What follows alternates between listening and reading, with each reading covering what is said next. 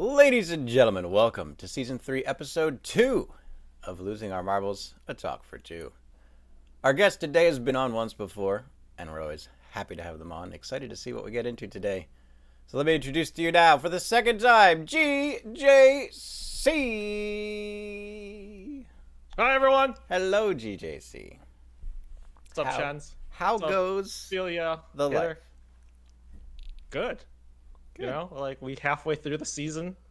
Mm-hmm. I feel like I came in with this season like very excited to see what we were gonna do, and like, yeah, it's panned out pretty well, I think.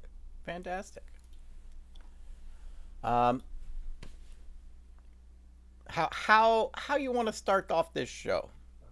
You want to start casual, or you want to get in deep real quick? I will take your lead. I mean, whatever You you seem want. to be blending into the background too. It's kind of cool. I've got you like. It's the shirt. It's kind of shiny. It is kind of shiny. I kind of like it though. I think I'm gonna leave it. I might turn it down just a little bit, but not much, because the background's gonna get weird. Let's do that. Good enough. We'll take it. All right. What's the future of your channel? That's a good question. Dang, that's like we diving into it. And actually, that kind of relates to one of the questions I was going to ask you. But the future of my channel, I think, is I want to have like every stream kind of be like an event on itself, kind of, sort of. In the sense that I feel like every stream should be like a little bit special, or there should be a reason specifically that I'm gonna come on and like do stream, right? Like, I think one of the things that I felt like I needed to work on was like carrying a conversation and monologuing. Okay. Yeah. I think it's like a hard skill for a lot of streamers to develop, right? Yeah. Especially if it's just like you don't have as many people in stream who could like keep talking to you, right? Right. So I feel like when I have like a stream that has like a theme or a special reason why I'm going on live, whether it's a pizza tournament or Thirsty for Taylor Thursdays, there's like something in it that can help me carry the conversation or carry on the stream. I don't know what it means. Do you understand what I'm saying? Like, there's a purpose to being there, as opposed to just like, oh, I'm on and I'm like playing a game. Do you know what I'm saying? I know that sounds weird, but like there has to be more of a hook to get people to come in and watch you than just like always like I'm just playing the game. Well, that's how I treat record hunters. Is I stockpile things throughout the week that are just floating in my brain, so that at any point we can just jump into something during the show. Right. I like that idea. Yeah, I think more so now than ever, because I guess we haven't talked this season, but you know that I moved my show or my like Marbles update YouTube video. It was before they were all short little 5-minute videos. Now I'm doing them live every week, right? Like a talk show on every Monday every single week. And you've been caught there for most of those. Yeah, you've caught a couple. So, and then I upload it onto YouTube, like edited down with like whatever pertinent information. So we talk about more things. I think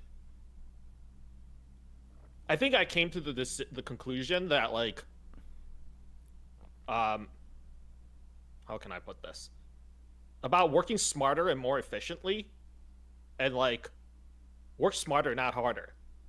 I'm sure you've made videos before, like editing and having to edit videos and record videos and do voice work for it and do like graphics for it and all that is like extremely time consuming. I'm glad I went through that process of learning how to do all that, because now I can appreciate it, and then like I know what I'm doing if I ever need to do a video of that sort ever again.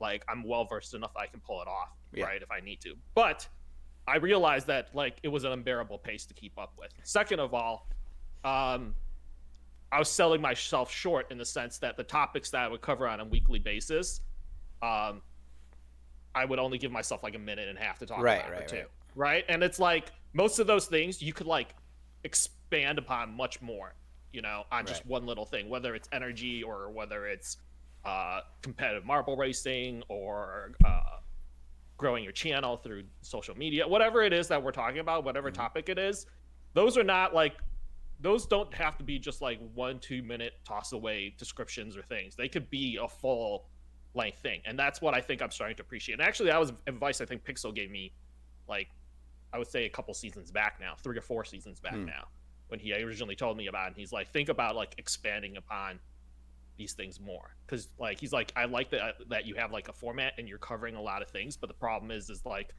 those things you don't have to like just kind of gloss by.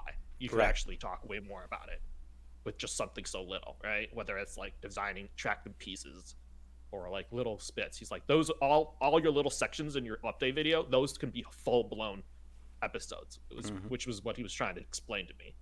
And I like had to take some time before I made that move, you know? I felt like it was the right time because like the season we're shaking things up. It was a good season to experiment for sure, because Twitch is always a little bit of a slump during the holidays. And then you can kind of have everything sorted out and ready to go for the new year, season when everything goes big. Yeah. I think we talked about this, right? We talk about Twitch being like ebbs and flows and marbles following suit. And I think okay, so like last year around this time, my problem was I set myself up in like the wrong way, right? Last year around this time, I was still extremely dejected, I feel, and like because I like lost my emote in the game, right? Which is a whole nother thing. And I was extremely disappointed and dejected, and like felt kind of like I needed to take a step back from marbles because I was burnt out also from grinding a whole season and not making it even in the top 10. And so I took time, like a step back kind of to reevaluate how I want to approach things. And honestly, I missed the upswing. I feel like I missed the upswing as far as like on the Twitch side of when marbles like hit that big right after lockdown. Yeah. Season 17. You know what I'm saying?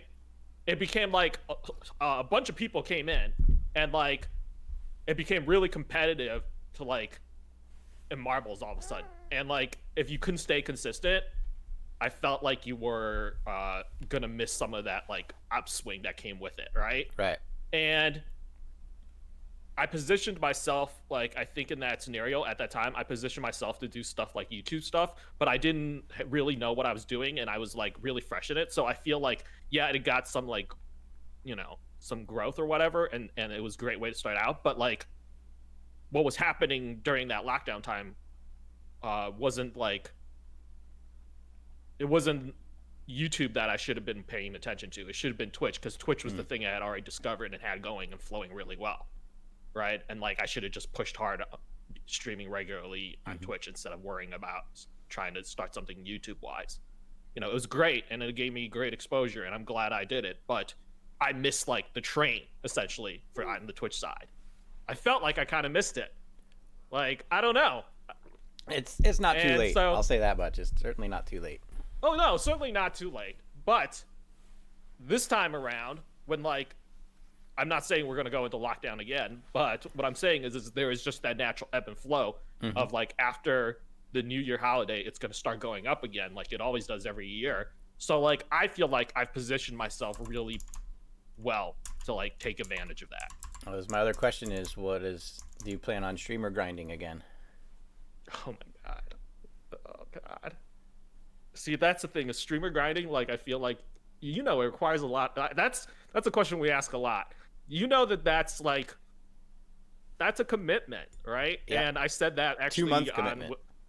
Yeah, I said that on Thursday too when I did my leaderboard update, and I said it's a commitment. I blatantly said it to AV the other day after I rated him, which was, I said you have it way harder than I ever did.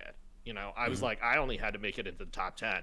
Like, and I'm nowhere near close to as many experience points in that season. Granted, tier systems, the way points were done, bonus, all these other things, 6-minute track, meta, all those things. Different environment. Taking into account. Different environment, granted. But honestly, if we just count, like, streaming hours, I really feel like they have to stream way more now. It depends, right? So, like, if you're going for top 3, you need, I think, an average of 50 racers the whole time and probably 8 to 10 hours a day. Easily, right? Yeah. If you're like, I mean, and that's if you have enough racers that you can guarantee 15 and then like Right, not and have to wait on a everything timer. everything Right? below 50, you need to add more hours in. Yeah, and then you have to make sure that like you actually have people there the whole time, and they can make like a 30-second timer without you really having to like wait for anyone. Yeah. That's hard. That's like it requires you to be like a level of consistent. It requires your viewership Yep. to be a level of consistency. That I don't think it's something that you can do over. You could just decide in a season that like I'm gonna do this season. I think it's something that's like you kind of need to build expectations from people to let them know that this is something coming along. So like a couple of weeks before the beginning of the new season, maybe you start already on that schedule, so they're expecting it, and then like That could be a good start. The biggest issue is that initial season scramble, right? Everything's always all over the place for the first week and a half to get that second weekend. So we all go into it thinking the first season like, oh yeah, I could do it. Because that first season, the first week, we all think it's like easy, not easy, but like we're excited, you know? Yeah. And I was excited, I'll admit, at the beginning. Because they'll go for 8 hours and it'll go really well. It's like, I'll do another 4. It's like, well, now, okay. And then the next day, you can't even do 6. So, you know. Yeah, because you don't want to, yeah. You're like, you know, and I have to say, like, one of the big things is, like, I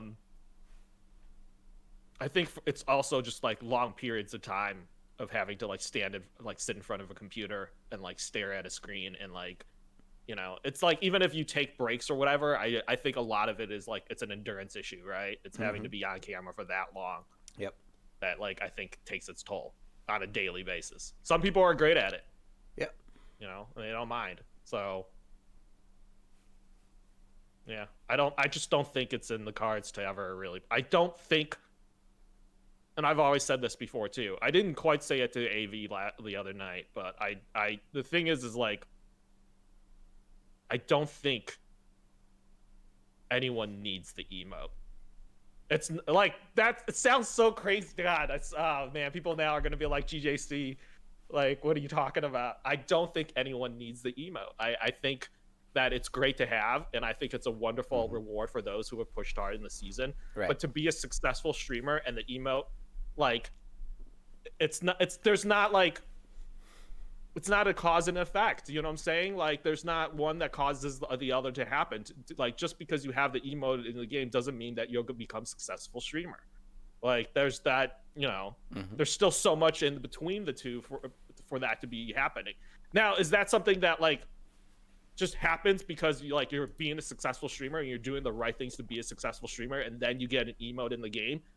Is that, like, that? Sure, there's that correlation and that does happen a lot of the times. But one can occur without the other, is what I'm trying to say. Correct. And there's more ways to become a successful streamer than there are more ways to become, you know, a champion in the game. Yeah. If you're on a champion game, you only got 3 shots. That is correct. That is correct. But to become a successful streamer, that's like that's a beyond seasonal thing. That's like an everyday thing, right? Do you know what I'm saying? In a way, that's a longer marathon than pushing for 2, you know, months to get your emote in the game. If you look at it that way. I agree. I'm not going for an emote. Yeah, like it's good stuff. Yeah, I don't. I think like I wouldn't be surprised if there was going to changes come along those lines. Something just because of like the writing on the wall and watching the way that things have been like just pixel changing things in general this season. Like I wouldn't be surprised if something to do with the emotes or the leaderboard or something does another big change or like another shift could be in the near future. Maybe not next season, but I see it happening. He was on last week and he was talking about how this season he wanted his crew to take it a little easy, enjoy the holidays, kind of finish out the year. So they're going to be building up a lot for season 22 essentially. So I think that's going to be the season to look out for in the near future. Ooh. So should be fun. It should be. Yeah. I'm already exhausted. I've been helping some people with their grinds this season, just to like back end support. Yeah. And like not even doing it, just helping people do it. Like, what do you mean by back end support? Just you know, if they need stuff during their stream, getting them their numbers crunched, like planning out days and offering advice for rooms to improve on and stuff like that. you ever feel like I think I talked about this a long time ago, but do you ever feel like marble streaming could be done? Yeah, we've said this before, could be done in like a team situation where it's like Yeah, Z and I actually joked about that not too long ago. where like essentially like a team of marblers like dominate the leaderboard, but and they essentially just like it's a 24-hour just three people. Because the joke I've done was the 24-hour hundo channel, so it's just tilting for 12 hours, prioritizing 100%, and just like grinding out earlier levels as often as possible. Yeah. And but it's like, what if 3 people? Right, it says like 3 people each take an 8-hour shift and just keep the channel going 24 hours. Yeah, maybe like a 9-hour shift, so you overlap like an hour here and there, and that way, by the time one of them goes off, they could raid into a channel that's been on for like a half an hour, an hour. Right. Like, and then like you just the 3 of you just. Yeah. That I mean. I always thought that would be like, man, that would be crazy if they did. And that's okay. And that's the thing is like, do you think like that's even viable? Like, I don't even know. Like, it requires a lot of discipline between all 3 people on the team. Yeah. It would be a challenge for sure. Right. And it would essentially guarantee that you would only stream 8 hours a day. Well, sometimes you might want to stream way more. I don't know. All sorts of different things to be developed as the community continues to grow. I wouldn't be surprised to see. I mean, you already have like stream teams, right? We do. We have like Grid. So like we have like Snap Squad Gaming. Snap. Yeah, Snap they're Squad. They're pretty dominant these days, right? Yeah, Snap Squad. I mean, so yeah. And they have like a very distinct like motto, not motto, but like like an attitude. Like they're like. They're snapping. They're snapping races. So, I like it. Yeah, it's good. I guess since we're still on the topic, let's kind of dive into it. I wanted to talk about your impression of grinding/grinders this season and what you kind of expect next season to be like. Grindings or grinders this season and what I expect next season. Because I'll start you off here. So this season, what is it that about next season that we need to know though? Is there something like this season? I feel like has been a bit of still coming into that slump, but the people that are here are really going for the grind, and it seems like more people than usual are going for the grind, even during a slump. So next season is going to be like peak Twitch, peak Marbles time. So what's that going to look like if this is what the slump this season looks like? The slump, yeah. Right. So I do a little, I do leaderboard updates. I do tracking data for some of our top grinders every single week. I have to say, I'm impressed because we have like 3 people who are considered, I would say, like veterans and OGs at the very top of it. And they have demonstrated, and this is not just on the racer side, but even on the streamer side with like the way LT streams, is that they've shown that even on an off season, like they can become extremely dominant and essentially dictate the meta between the 3 people at the top and the couple people at the top of the streamer leaderboard. That those people can, on an off season, they can they really could not bully but push people around on that whole entire leaderboard a little bit, like because it's for them, it's like it's cruise control to an certain extent, right? Like they've had worse metas, and they've had metas that were way more difficult for them. So for them, like I feel like they could keep that pace the whole season with no problem. And they have like those, like the 3 at the top of the streamer, the racer leaderboard. I mean, they've kept pace. Oh yeah. And then of course LT on the streamer leaderboard, like on what is supposedly his like off season kind of, where he's like I always joke with him about that. He's still 100K in front of the next person, like, and he's just doing it like what he normally does, and he's just being consistent. That's all there is to it. So if next season the meta changes to where grinders and streamers are going to be competing, because just the way emotes are lined up and like the way that I know some of the people in the community are, I know that there's going to be people trying to keep their emote in the game next season, right? So I foresee that on the grinder side, there's people who can really, really push the limit. Yeah. Like for the streamer side. Therefore, I see marble racers being able to take advantage of that, and it'll probably reflect upon that as well. Do you know what I'm saying? Right. If you have like several people consistently competing at a high level on the streamer side, it's advantageous for those of us who are racers too. Right, because they Like, can and have you'll see huge numbers coming out of have, that because let's say you have, right, you know what I'm saying? Like, yeah, they have it makes sense. reliable streams in all their tabs, kind of. Right. If you have if you could guarantee reliable streams for several hours throughout the day. But that's something I always wonder, because I feel like the points per hour in bigger streamers is more luck dependent, and I don't know if like the duration of the stream is long enough for that luck to always balance out. Because sometimes I think like being in a 20 marble stream, you're gonna be getting first more often, and you're gonna be getting placement points more often. And I feel like I don't know if the work has been done since like the Early days. Grandma's Cookies steaming Pollock era as to if those points per hour are worth those bigger streams or not. Because a big 100-point win is huge, because that's 10% of your daily grind. Our philosophy, and maybe that was back when it didn't matter as much about energy. This was back when we still had the red, orange, and red, orange, and green era, where it's like you could get at least 14 balls without it going out.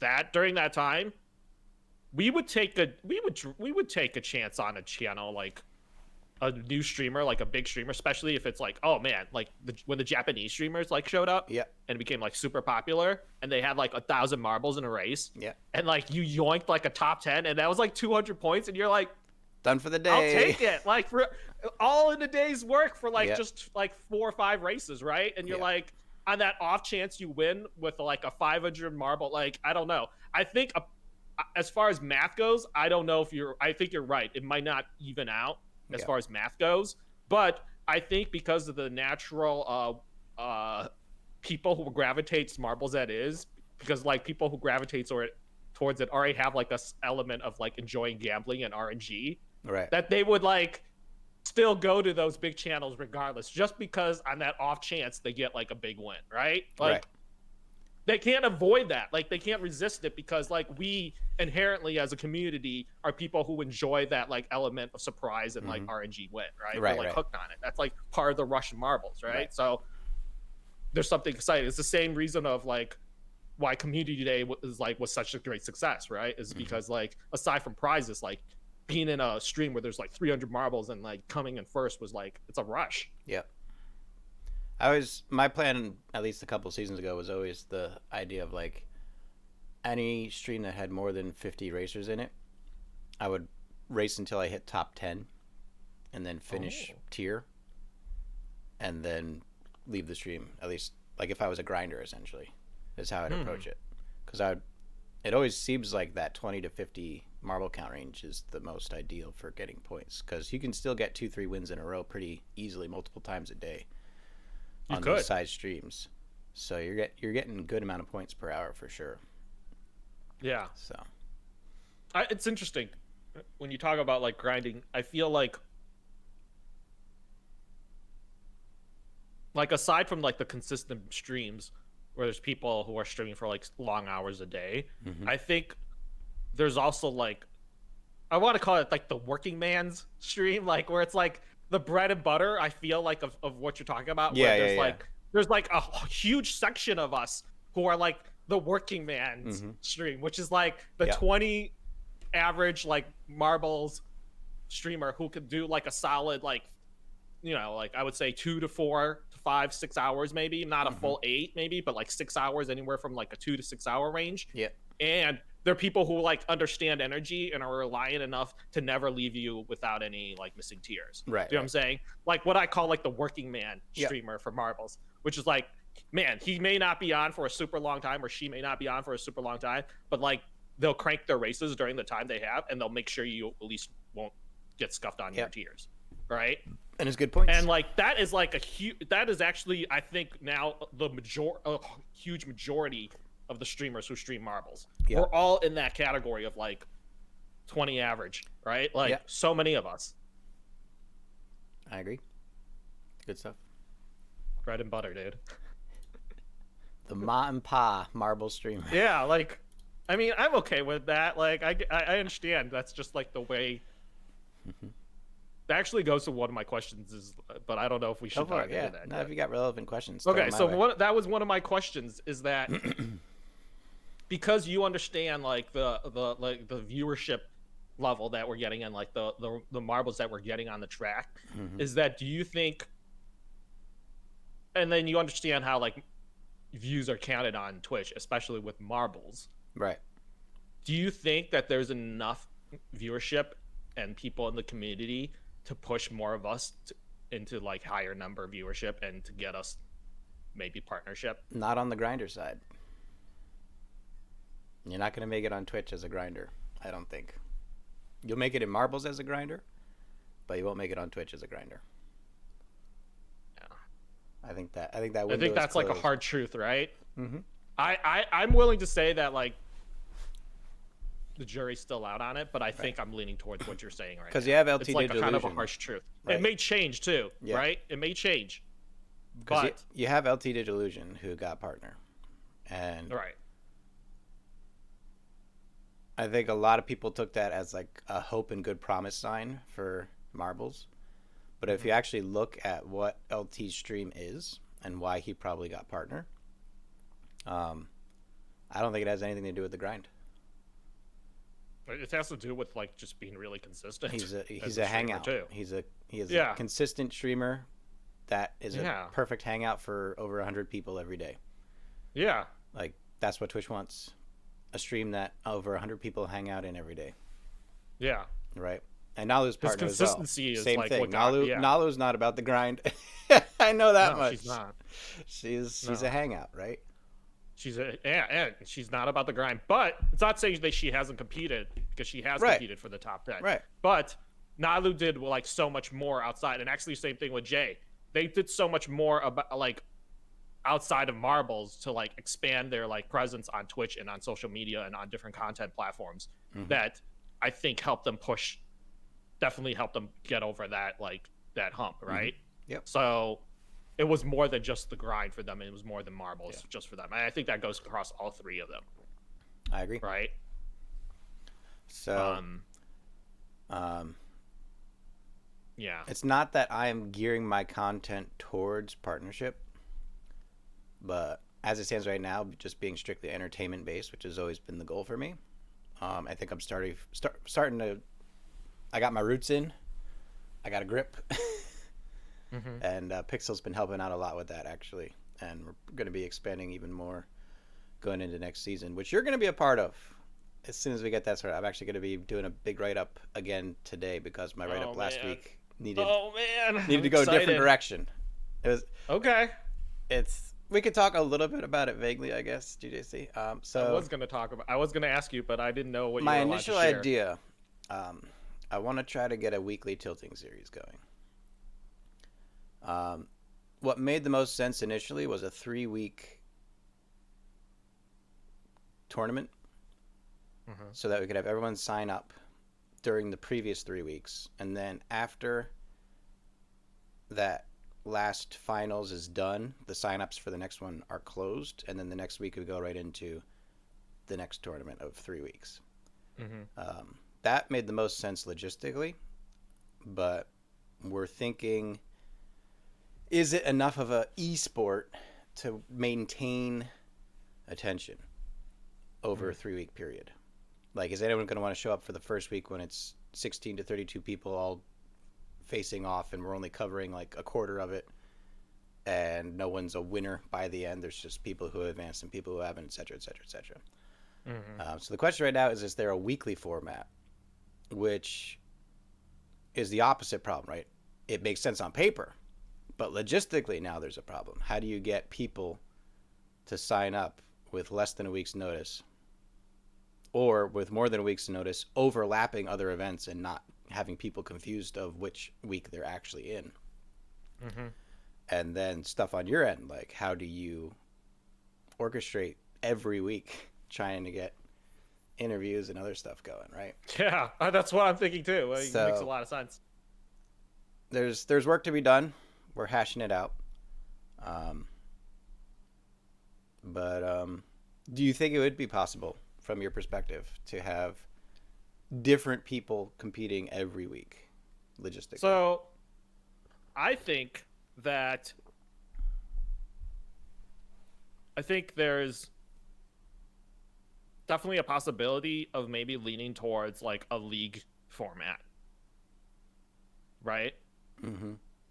Where why don't we have a way to combine all three or all the different um leanings? So let's say we have like a league format where like the way I see it is that you have like a league format where there's like a championship, a greater championship to be won after 3 weeks of competition. Every single week is its own competition, and points are awarded depending upon finishes during every week. Cumulative points award a champion at the end, and then like every week has its own like little smaller winner, right, for finishing first that week. I kind of could see like a cumulative point system. I think that way it's like the best of both worlds to a certain extent. As far as because like as far as my job goes, like arranging it would only need then it would always be the same people all 3 weeks. And that would be the issue, though, right? Is that we would need to communicate that anyone who wants to be involved has to be signed up before it happens. Yeah, they need to be signed up all 3 weeks. So it's a commitment of 3 weeks, 3 weeks in a row of tilting. Yeah. You know, so. Of where like you're competing every week. Every week is like, let's say, and I would say it would need to be like a lower number of competitors in general, just so that we can guarantee we get the proper coverage of people. I don't think you want like a bunch of people. It would probably have to be a lower amount of people. Yeah, yeah. And then that's the other question, right? Is we can do a lot more with the monthly setup that we have right now. So we need to make sure it's an upgrade and not just a trade-off, right? Because if we're sacrificing too much content and quality for the sake of making it weekly, then it's no longer the same show. Right? Yeah. So lots to think about. It's interesting. It is a lot of interesting things we can think about, yeah. So we'll see. I'm excited though. Yeah. I'm excited. I can't believe this is what you came back. You told me like we might be working on a tilt thing, and then you came back like literally like a weekend later, like, I'm sorry I didn't say anything, GJC. Like, this is actually we decided to turn the car around. We're not going to Disney World anymore. I was like, what? Yeah, we're doing a European tour. We're doing a European tour now. Smacked us and said, you guys wouldn't shut up on the ride. We're turning around. We're not going to Disney World anymore. Turn the car around. Let's go. So yeah, we'll see what we can work out, and try to get something going soon. I like it. Let's see. We're doing pretty good. Like, I think we'll stay on topic because we're not too far from halfway here. Changes you think are most notable to the game? Like, obviously there's energy there, but I'm looking more for your specific insight, something that people may overlook or not realize was a big change to the game itself over the past seasons. Over the past seasons? Yeah, I'm sure everyone knows it's obviously like the easy thing to pick is energy. But I think something that probably people don't realize is kind of the series of behind it. This is all like a little bit of secondhand and stuff that I've heard from the studio also. But I think it changes as far as like a few things, like thought mentality that has like triggered the the thought mentality of the studio and the decisions that they made behind the scene, and how it actually stuff that they decided to do maybe seasons ago have actually come to finally to the point where it's developed where they can take benefit from it. For example, seasons ago, they finally allowed racers to equip all their marbles skins and all their customizations and all those things, right? And I remember you and I were talking about it back then, and people were like, "Oh my god, this is the worst thing." Streamers were like, "I spent all this money on my loadouts, and now no one's ever gonna use them." Blah blah blah blah blah blah. Right? A lot of people were up in arms about it, and every single time there's changes like this, like Pixel always like, yo, first of all, it hasn't even happened yet, and you're already complaining. And then like after it happens, you have to give it a while to see like what the effect is, right? Yeah. One of those decisions, that decision, which looked like a decision from the outside, where the majority of us can only ever look at it from the outside and don't have the ability to like look beyond what happens, how it affects them currently in that season. Like tons of naysayers, right? Right. What people don't realize is that decision put the studio in a financially stable situation where we don't have to worry about tournament kits anymore. Yep. That's one of the things that contributes to the point now we're giving away coins and events every single day, right? That we had that whole entire thing of in January where coins were being given out to everyone. It's like, if you don't understand, not January, in December, where coins were being given out every day to 2P streamers. Yep. Like, that decision at the time seemed like it didn't make any sense to a lot of people, but it was a very smart choice, and only now are we seeing like how like a smart choice like that from several seasons ago has come to fruition now, and then how it can benefit the studio and the community now. And I think it also serves as a meta that I don't think a lot of people realize. So people go into a new marble streamer, they got one plastic marble on the left side of the screen, and it's like a queue. So anyone who's a veteran goes into a stream like that and says, oh, this person hasn't been streaming marbles long. Maybe they don't even know about the shop, right? Yeah. It's kind of like a signal, like, I don't know the game very well. I'm just starting out. I could use some help, kind of a thing. And additionally, that serves as a reward, because as you stream more and more, you just naturally accumulate more coins with the streamer rewards. And you can literally, instead of just putting that onto marble skin or marble trail, you can put that into your channel, get more slots, get more modifiers, stuff like that. Right.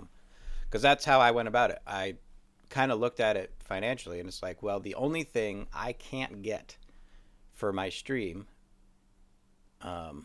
through any other means other than directly buying them with coins is marble slots. So all of my first purchases were marble slots. I would buy a slot. If I didn't have enough skins, I'd get one more skin to fill in the slot, and then buy the next slot, because you can win skins, you can win modifiers, you can win everything, but you can't win marble slots. So that's what I prioritized with my coins initially. Dang, Shen's breaking it down. Right? And so you're totally right. That pays off now, because even Bax doesn't have 36 slots, which I make fun of him all the time. But he's got a ton of modifiers and skins. So when you come into a stream like mine, you can see like, oh, wow, he's got everything maxed out, and he's got a different marble and a different modifier on every single one. Yeah. And that's a sign to other people, like, oh, this guy's been in marbles for a long time. They've got the full production value. Like, so there's this immediate feedback to the viewer as to how involved you are in marbles based on that loadout, which serves as its own purpose. And then as that plays into the racer side of things, right? Racers can start customizing their own marbles and loadouts, and so they may not have as many coins to work with because they're not getting streamer rewards, but they can be a lot more selective. They don't need 15 different modifiers. They don't need 36 different skins. Right. They can just pick 2 or 3 good ones, and they can get the trails, and they can get the entrance effects and the exit effects. Something like entrance and exit effects never applied to the streamer in the first place. So no, if you want people going into the shop to find those things, there needs to be a draw or an allure. And so stuff like that. But, it is what it is.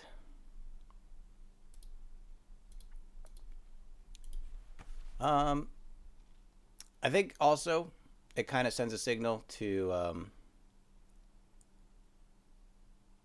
the viewer from the streamer perspective as well.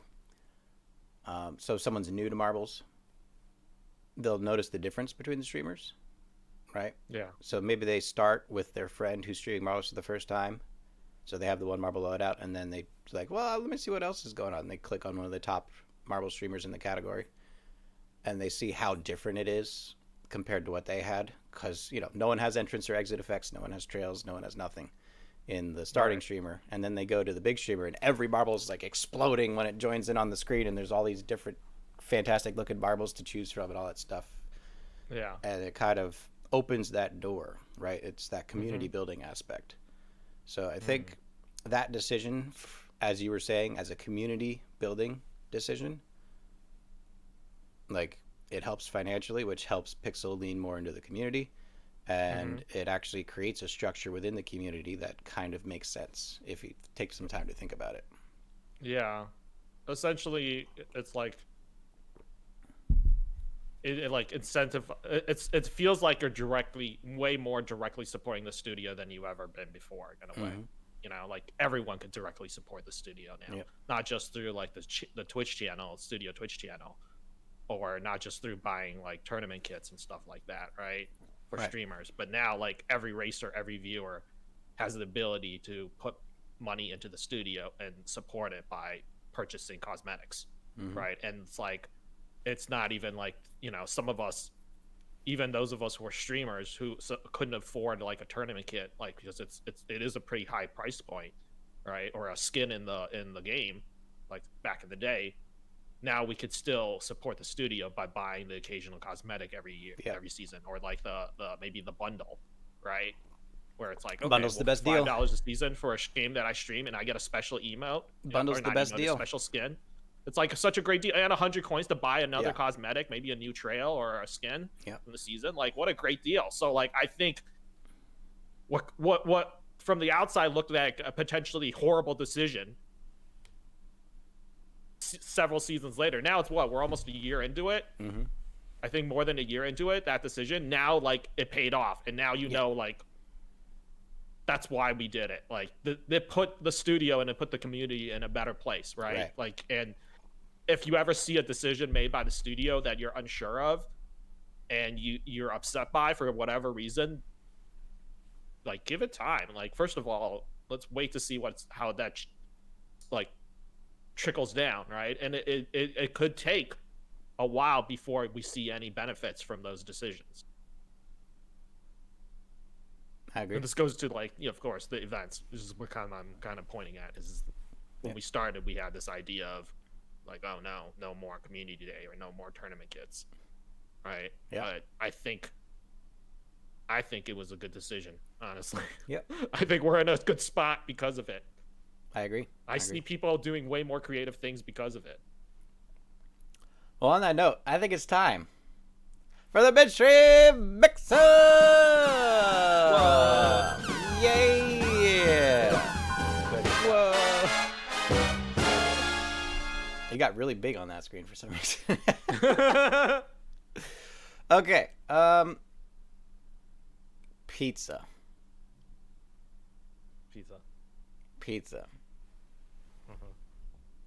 We're gonna have to try to be.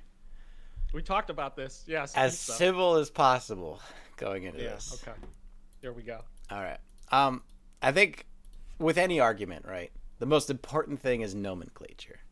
Making sure you agree on terminology is very important. Sure. Let's start there. Okay. There's so much tension now. All of a sudden, it was going so well. I think it's hilarious. What are we doing? Where's this going? Okay. Where's this going? We both call the pizzas pizza. Right. But even just culinarily speaking, like objectively speaking, they're not the same thing. One's more of a pie than the other. Yeah, I could see that. They're not the same thing, right? I could see that. Okay, so we can agree there. They're not the same thing. No, they're not. But they can still be compared. Sure. Because they're similar ingredients, similar experience. And they're essentially almost the same type of food, essentially. Right. But just structured differently. Yeah, sure. I get that. Okay. So we're not going to argue it like in the realm of true pizza, real pizza, whatever. Oh, no. Because even like if you want to go back, if you really want to push for it, like even what we eat in America is like not real pizza compared to what they eat in Italy, Neapolitan. Right? Like, yeah, it's like they would be like, what the, like, you know what I'm saying? That's not even real pizza to them. So, like, real pizza is almost Greek, honestly. It's like it's like a pita, olive oil, cheese. It's thin, and it's like, thin. There's not a lot of stuff on it. Yeah. Like it's If you think of it as like it's almost eating a cracker. Right. You think of it like a Greek appetizer, just like olive oil, cheese on on a pita kind of a thing. Maybe right? a little basil on it, and that's Yeah. it. And then they throw it in a brick oven. It comes out. And it's almost like thin, like a cracker. Yeah. So we won't go there, but let's go Okay. here. Which is better?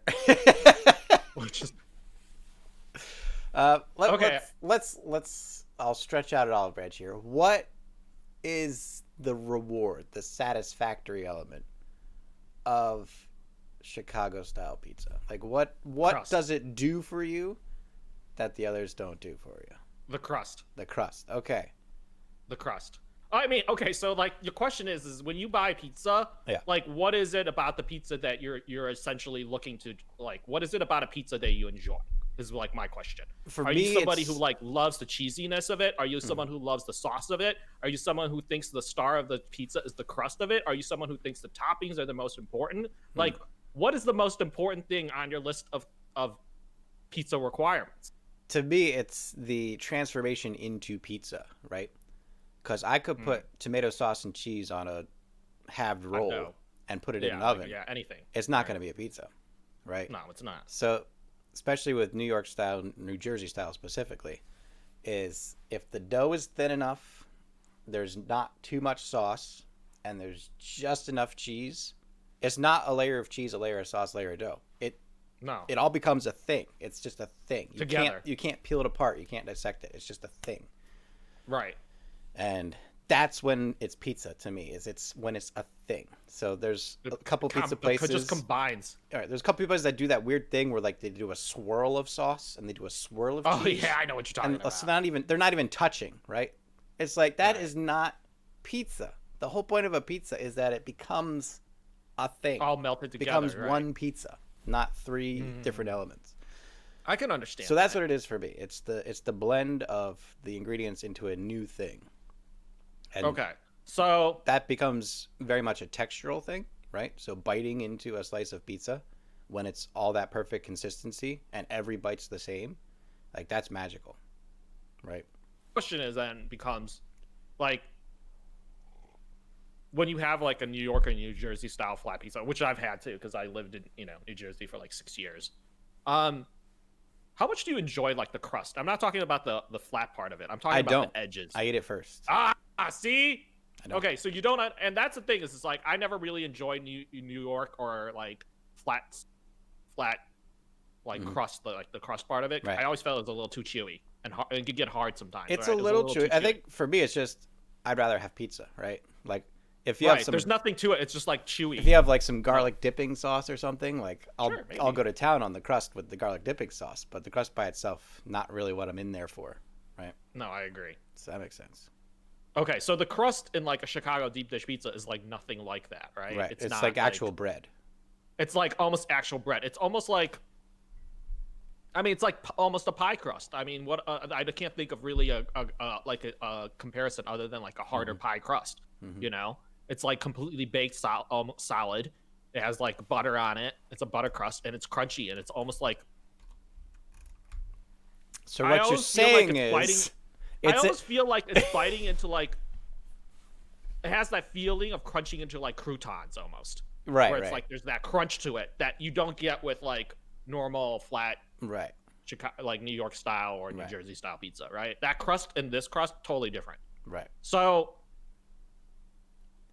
I So- think I love the fact that like the cheesiness, and I like the fact that you're talking about how it all becomes one, right? And I think that's the distinction is that like because of the thickness and the layers of ingredients and all the things coming together in combination, Chicago style pizza really is a layer after layer after layer, like a lasagna. It's made that way, just like a pie. It's layer after layer after layer. There's If I may argue, it's a tomato soup bread bowl. yeah, it's very similar. I could see that. I could see that. It's a No, you're tomato totally soup right. bread bowl with cheese is You're- what it is. Right, except for I don't like it too wet, too soupy. But Okay. I could totally agree. I actually, to be honest, I prefer it like the next day. The next day, sometimes when it's Right. dried out a little, and then I throw it back in the oven. Let everything That's soak actually up a little bit. That's when I really love it because it becomes dry. Everything's even more crunchy than it is. Right. And like, Because then I would imagine it's more like a Sicilian, right? At that point. yeah. Oh yeah. At that point, it's pretty much Okay. a Sicilian pizza. So is that the answer then? Have we just agreed that Sicilian's the best pizza, even though it's not anyone's favorite ever? No, I don't think so. I don't think so. I don't think that's what I'm trying to say. I don't really think that's what I'm trying to say either. Uh, I really don't. uh, But I just think that yeah, there's. But I think the question is like, how much do you also feel like toppings and other things like play on top of that, right? right. Certainly, I think the New York style pizza has a much more dynamic range for variability. Which Yeah, like you can put a Chicago lot of is different kind of style that things. purity thing. Like, don't mess with my Chicago pizza, right? Yeah, there's got you're like if you're gonna put anything on it, it's sausage. Like that's it. Yeah, Like yeah. sausage and cheese, and like you don't need anything other than that. Maybe Yeah. like a vegetable, like an onion or something, or a green pepper. But So with the regular pizza, I think, it does get gimmicky for sure in that regard. like pineapple But a pepperoni pizza. I mean, is a pepperoni pizza. that's a pepperoni pizza. Yeah, that's true. There's only one pizza trail in Marbles on Stream, and it's a pepperoni pizza. I think that says everything. Oh my god. So, I was much more of a pepperoni fan as a child than I am Mhm. as an adult. I think as an adult, I maybe lean more towards sausage, but it's Right. not like I don't like pepperoni. so maybe You that's the real core division, is that the New York style pizza is kind of that universal corporate appeal, maybe we could say, where it Mhm. can be modified to adapt to any taste. Where Right. Chicago is just like, this is what it is. Either you like it or you don't.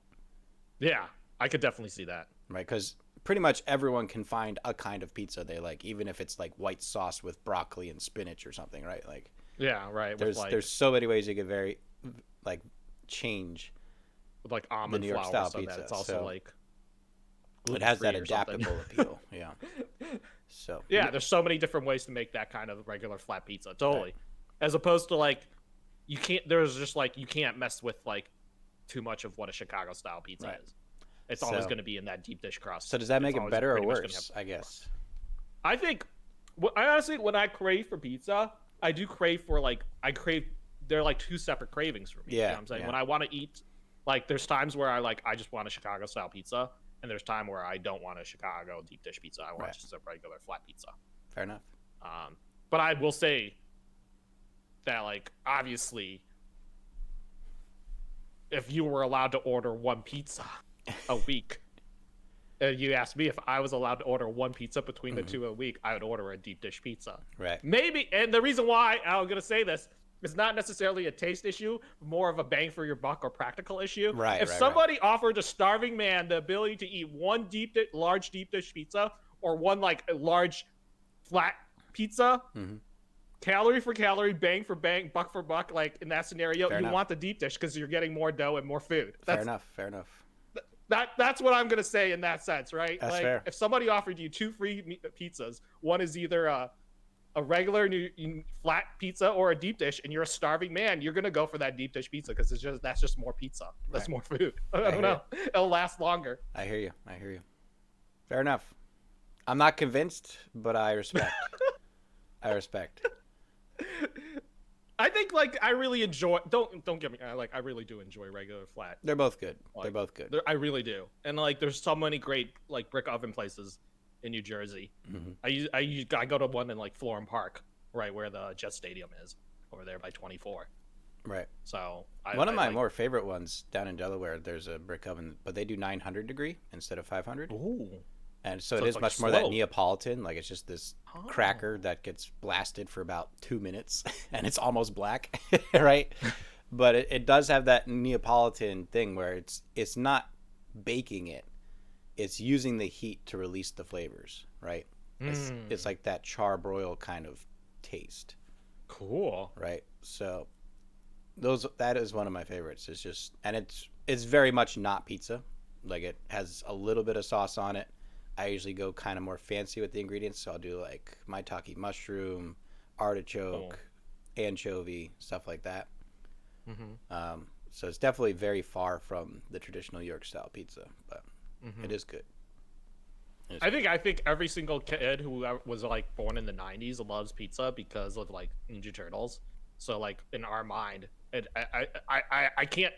There's very you understand culture, and we live on streaming platforms, and we're content creators. Mm-hmm. So like, I feel like globally speaking and culturally speaking, there's a few things that like during our time period now, it's definitely a lot easier now to influence things with like the internet. But Yep. back then, there's very distinct things that like, because they were so prevalent globally and in pop culture and in culture in general, Yeah. that it like changed the way that people thought about it. You know, one of those things I can remember is like Harry Potter, for example. So many people read and consumed Harry Potter at this when it was coming out. Another thing, Ninja Turtles. So I think kids of our generation who were born in the 90s or who grew up in the 90s, our concept of like what a pizza is and what ideally it is, and like eating pizza, like is greatly shaped actually by Ninja Turtles. Could be. I really think so. It became, I always thought like, the animation was kind of and then your gross. 4 favorite turtles eat it every single episode. Like, come on. I always thought the animation was kind of gross because it always looked like snot. Like it was like a really it was like the most non-realistic pizza ever. Like never got it, but I could see that. Cool. Well, I completely forgot about what we talked about for the last hour. So success. GG. We did it. GG.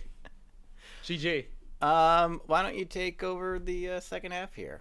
I got some questions left over, but I'll questions throw them in I have as it happens. Oh, yeah, I put it in text file. There we go. All right. Okay, let's get into track building, because that's like one of the things that I wanted to ask you about. That was going to be my other midstream mix-up, actually. I was going to be like, oh, really? Perfect. Let's do some track reviews. But I'm glad we went the pizza track direction. Reviews, or I was going to have you show me something, but yeah. I thought that was going to be an idea of like teach me how to build something. Next season. But okay. Next season. I'm going to do we'll do an easy one. What's your favorite start piece? Favorite start People piece? have been asking this a lot. I know I got asked like recently in a couple of track builder competitions, but I want to know what your favorite start piece. My favorite is the coil start piece because it's the one you can shoot into and it catches marbles. The what? The coil one? The one? Yeah, the tall one with lots of tubes, right? Because you can shoot marbles back into it and it catches it. But the most useful one that I have found is the double wide Plinko. I don't know if you remember with the 2 exits. Yeah, 2 or 4, depending on clear. what you want to do. Yeah, 2 or 4 depending upon if you put the thing. Yeah. So I don't know if you remember 2 seasons ago, Stevetown. I did it rotated like this, and the marbles were doing the popcorn thing to get out of it. Right. And then this season's 1 hour track, I've got it on a 1 degree slope, right? And it takes 3 minutes for the marbles just to naturally roll through it, and almost no marbles get stuck, which I was very surprised about. So okay, I actually that's the coil is my favorite. Well, it's the one I certainly use the most. I don't know if it's my favorite per se, but certainly the one I use the most. Maybe for versatility. I think you can have the most fun with the coil because you can make it take longer or shorter depending on what you do at the bottom of it. Like you can put cubes or something and just have the marbles fall straight through. Even or you can put boosters right? and the marbles have to keep going around, or you can actually shoot the marbles back up and have them try to fall straight through the center, kind of a thing. You can have the most fun with that piece. That's why I would say it's my favorite, but I think the most options might actually exist in that double wide Plinko piece. Really? So I have really barely explored that piece. The reason why I think I use no questions. The reason why I use the coils the most is because of a timing issue. Like my tracks usually end up using every single possible piece I have, and they're so short after using all the pieces that like if I didn't put a longer start piece, I don't think it would be over like a minute and a half.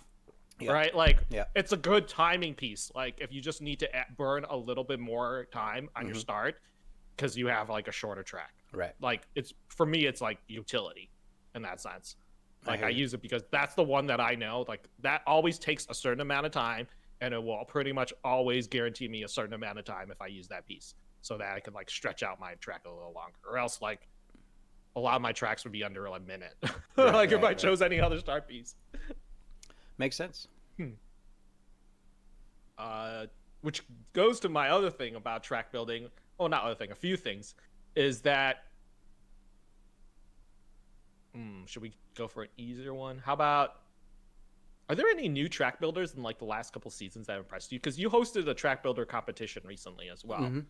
So I was wondering, and it was like an invitational. Are there other people who showed up the last couple seasons who kind of caught your eye? I would say, or last 2-3 Considering how successful Diablo Bob is, and how much more they still have to learn about the builder and track building, they have the most potential, in my opinion.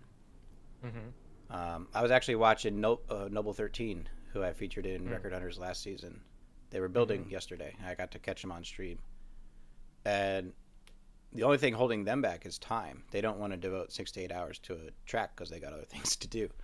But what they do in the short time that they have to build tracks is very fun. So there's some good names out there. It's hard to keep track of everything because it's always like, it's that back of the mind over a long period of time thing, right? So, someone will make a splash, and I'm like, that's great, but will they last, right? So even someone like Twisted Indie, I was a little on the fence about at first because they made a big splash, and I was like, I don't know if they can keep this pace up, and they actually had to take some time off this season. So they just did the big, puzzle grinder drop, just to get it out of the way at the beginning of the season. But I think they're getting back into it for next season for sure. So I like that. And a couple other people have fallen off a little bit just because of personal life and, not being able to devote their entire lives to marbles, which no one should. I don't know why anyone would do 7 days a week to marbles and have no other life outside of it. It just seems like a terrible idea. Yeah, it's hard to consistently build a track every single week or every other week or just keep track building every single season too. Yeah, it's not that I don't have any ideas. It's just that certain seasons I feel like I concentrate more on track building, and then this season I'm doing something else. I was having fun because I ran your gondola track again this season. Yeah, I was making fun of the fact that with the wet wood texture, it looks like the gondola is sinking. No, it does, right? Because the water, dude. But some of those gondolas are rickety, and the whole town is going under too. So yeah. I thought it's funny. The whole entire city's going under. So yeah, but I think this season especially, the leaderboard is so dominated by grinder tracks. I load up all 2,000 tracks, and I can't do it. I just have to scroll and look for orange times. I see a green time, I don't even want to click. So right now I'm only looking at tracks over 3 minutes because those are the only ones that are interesting to me. I'm totally the opposite. Well, not opposite, but I'm obviously a different type of streamer. Right. So, but I'm kind of, because I know there's usually 2 minutes and 30 seconds. Those are the best tracks. So I'm not happy not taking the time to dive in through all of them and figure out which ones are good and which ones are not good. Okay.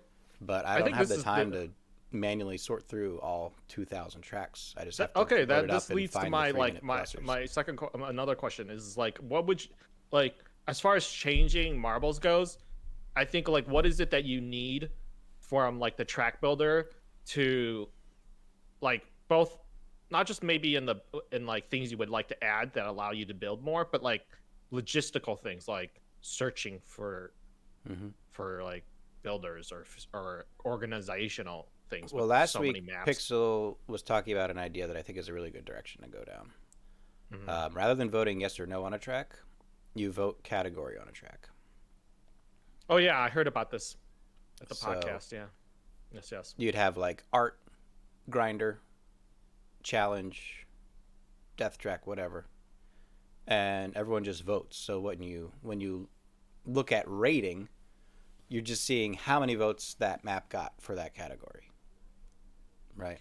So on a race/grinder category, you're gonna have some LT and some Vibbles and stuff with over 1,000 upvotes, right? But 1,000 racer grinder votes, which will put them at the top of the category. But they'll all be isolated into that, right? Those tracks probably aren't going to be too high in the art category. They're not going to be in the challenge category, right? So as long as the categories are intuitive and isolated enough, then I think that's a really good direction to go down. Because kind of going back into that grinder thing, I don't think it's Pixel's job to find ways to make grinder tracks not the meta, because they are the meta. Right. That's what the demand is. Ran the most. They're the most people grinding as far as streams go, and they do the most races, which means they have the highest demand for tracks. That's just how economy works. So I think, just like with other stuff I do, it's more community managed. Kind of like when we talked about tilted tournaments, right? We didn't want to say you can't do follower only, subscriber only, because there are times where it's warranted and people should be free to run their streams as they want to. So we just have to, as a community, encourage the behavior we want to see. I think that applies to the track building community as well. Because you're not going to deny people the meta. That's obvious, but as a community, we can still reward it, right? So like with my builder competition, I had the requirement that the first marble had to finish after 2 minutes, and you'd be penalized for every second under 2 minutes that your track finished. I saw that. Right? So it's something as simple as that, right? Like make a grinder track obsolete in a competition sense if you're judging tracks, or find a series that can highlight non-grinder tracks like Record Hunters, right?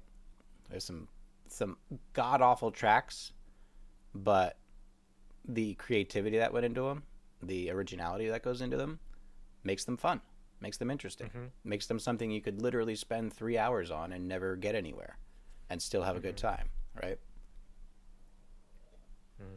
So as a community, I think we have a better way to manage that than trying to get Pixel to put something in there. But I think the categorical voting rather than up and down voting is a much better way to do it, because you really can't you can't have all those maps on the same popularity contest, right? Because then the meta's going to win every time. And the truth is, some of us don't even vote. Right. Some of us don't even take the time to vote, you know? Yeah. And I think it's because, I mean, it's not that we don't want to encourage map builders, because I'm guilty of that. Like, I'm just, like, you and I come from different, like, marble backgrounds. So, like, to me, I'm always going to be, there's a part of me that will always be, like, a grinder, even though I'll never push for the leaderboard again. But, like, that's just the natural pacing. Yeah. And, like, the muscle memory that I have. So, like, I never waited to vote on tracks before. And it's, like, I have to make a mental note to do that, right? Of, like, okay, like, this is somebody's track who, like, I really enjoyed and someone who I want to support. I mean, and in a way, maybe that means that much more, because I wouldn't take the time to let my channel vote on a track unless I really, really enjoyed it. Right. Or, like, made a point to remember to do it. Right. So there's that too. But in general, like, I just never vote on tracks. And I think it could be because at a certain point I was just, like, disenfranchised by the idea of where I was like, I don't even know if it matters. Like, do you know what I'm saying? Like, that sounds terrible, like, to say, but maybe there was a part of me that got to the point where it's like, I'm not even sure. Like, I didn't even let people vote on my own tracks because, like, I'm not even sure if it, like, will help me move up on that. Right. I think that's another advantage of the categorical voting, is that it's cumulative. It's not percentage. Right. So then each one of those votes will matter, right? Right. It's not, like that. It's not the situation where you need 9 upvotes for every 1 downvote. Right. It's just how many, like, you have. It's like, it's terrible.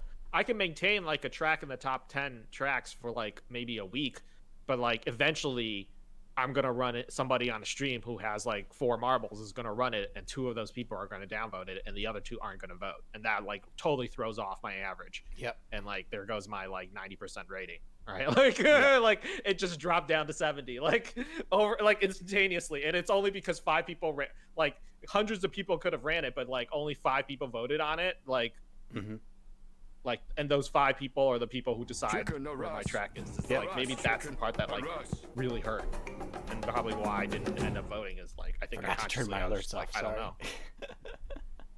I actually remembered to do it earlier today, but then you weren't online and I was panicking and I forgot to turn them off. That's okay. My bad. So we'll call that retribution. That's my fault. Cool. But yeah, so I think it's up to the community. I like that. Yeah. So maybe we'll see something along the lines. I'm glad that Pixel talked more about that because I heard about it like a week or two ago. Yeah. I'm glad you elaborated more on it. Yeah. Let's see. We talked about hosting the track builder tournament that you did, I think, and then revamp. Oh, okay. We'll kind of turn over. First, I wanted to say, like, we kind of talked about it a little, but like, now that we did a whole month of December where we had events every single week, and then do you think that has affected the way you like will be planning events in the future, like such as your track builder tournament, and then like did that affect your outlook, and do you see it affecting other people's outlook as to how they approach stream and events? Because like there's no guarantee that any of this will last next season, right? Right. Pixel will be giving out coins next season, but like just like what are your thoughts now that we've gone through that month and your approach on events, I guess?